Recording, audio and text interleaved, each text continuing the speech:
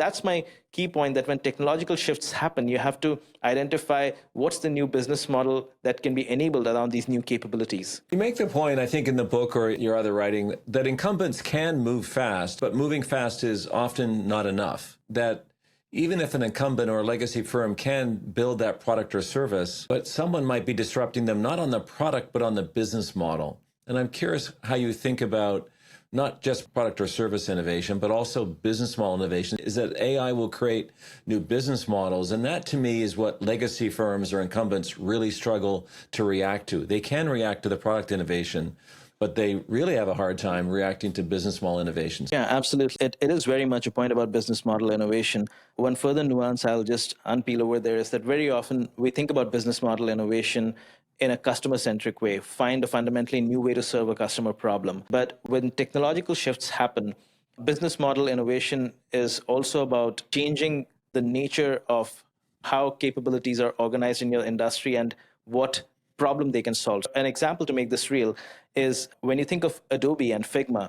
When the shift to the cloud happened, Adobe was hailed as a company that managed that shift very well, and it moved from selling licenses to selling subscriptions. And so it did that channel shift and revenue model shift really, really well. But what Figma did was it created a fundamentally different business model because it was structured around the capabilities that the cloud offered.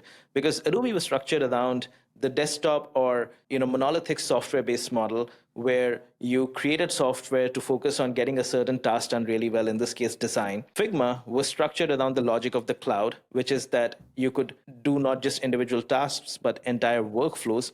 But more importantly, design is not an isolated task. It's an input into many other tasks in an organizational workflow, product, marketing, sales, etc.